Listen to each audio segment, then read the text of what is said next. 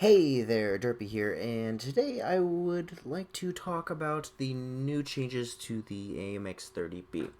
And this is kind of be a new series where we kind of go over what makes the tank special and what kind of changes will go into effect, especially with these with Valor coming out, the new defined changes of some certain tier 10s. And last, like 2 weeks ago, the AMX 30B and the WaffleTractor E100 have been changed almost dramatically, it seems like. Well, not dramatically, but they're making small tweaks to kind of rebalance the game. This is what they meant by rebalancing the game. So, in this episode, I'll be covering the 30B, and then Cujo will be at a later date covering the WaffleTractor.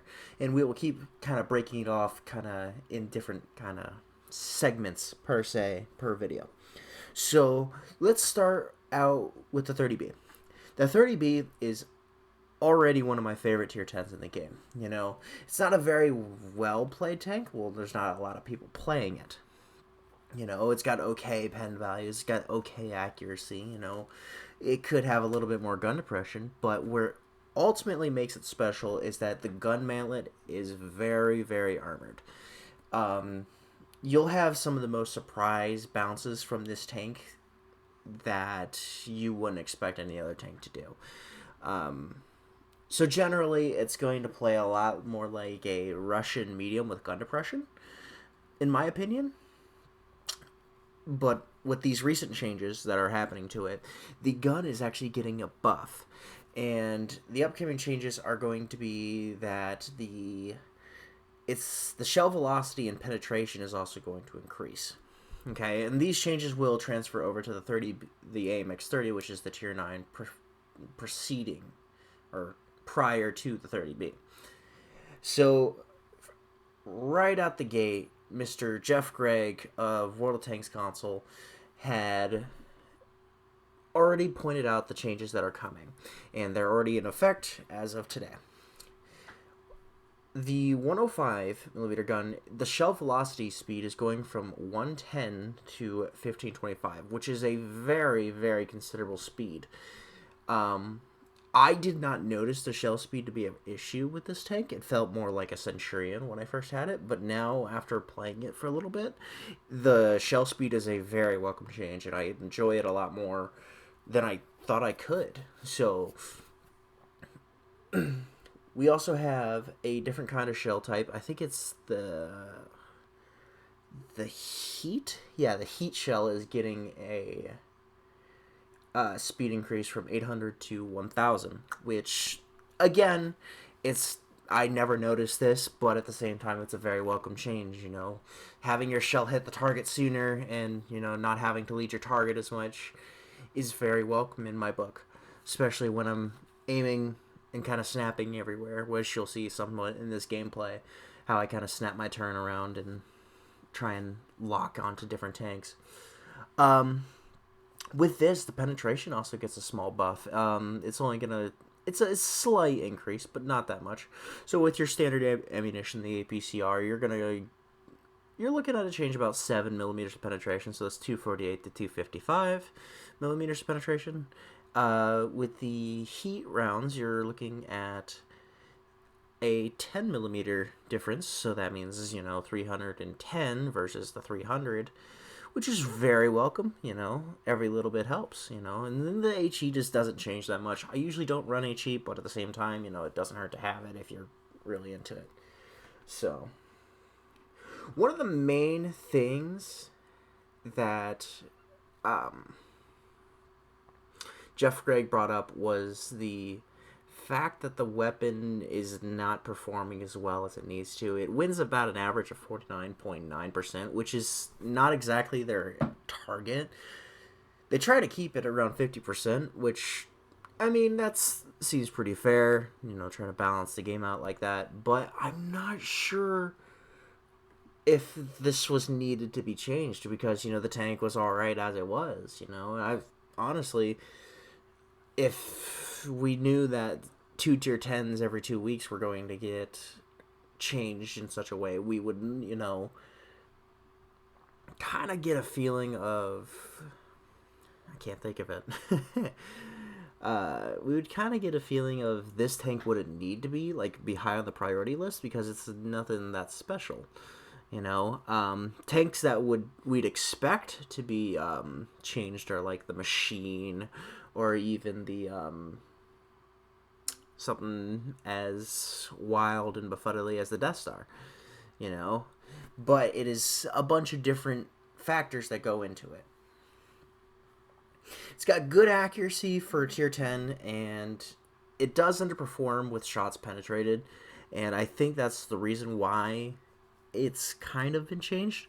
I mean, I'm going to post up these charts after I edit this video. You can see the kind of difference between the other tier 10s and, the 30B, and it looks like where it has been an up and downhill for this tank. And honestly, I think that this may have been deserved, but it shouldn't have been high on their priority list. Because there are other tanks in the game that deserve it, almost like, it's almost calling for it, along with the 30B, the WaffleTractor got a huge nerf, and since the WaffleTractor's been nerfed as well, I mean, you can no longer 6-shot people, you have a 4-shot magazine with the 12.8 now, I believe, and that's a very different change, and it's going to turn a lot of people away from the WaffleTractor than originally what it once was, right? So one of the main turnoffs for this tank now is the fact that you have to have a specific spot on a specific map in order for it to work effectively. A lot of people will tend to jump towards the captain's cupola is too big. And you're right. I mean, it is a very big captain's cupola. But it's not... It's easy to miss sometimes because the tank is very twitchy when it operates, And I find that the captain's cupola won't get in the way as much as you think it would. That's where I kind of see the AMX 30B, and that's why it's kind of one of my favorite tier 10s. Because it may seem a little out of the blue, and people may think it's bad, but deep down, it's an overall decent tank, and if used right and by the right people in the right place in the right time, it can be very deadly on the battlefield. I've had several matches before. I don't think I have any gameplay of this doing good, but however, it'll consistently do its part in the battle, and even though it's not as fancy as like the M48 with its superior spotting range or the accuracy of the Leopard 1, it's still a very mobile, very active medium tank, which any tank used correctly can change the tide of an entire match. But the one thing that has been changed mostly was the gun on this thing, and it's a buff, and it was very welcomed, in my opinion. So go ahead and leave a comment down below what you think of these kind of changes, because that really was all of it. I mean, there was nothing really that crazy, other than there should have been more penetration, and I'm not really complaining about it. It's welcome in my book.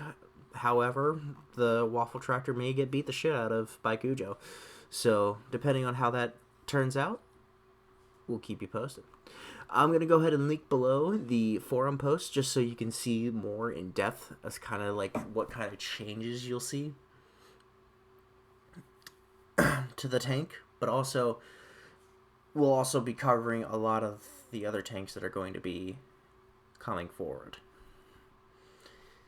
I hope I worded that right. But in any rate, I want to thank you all for watching. I hope you enjoy this kind of quick review as to what changes are more important to the tanks, and join us later this week for Cujo covering the WaffleTractor E100. And then tune in Wednesday as well for Wednesday Weeklies.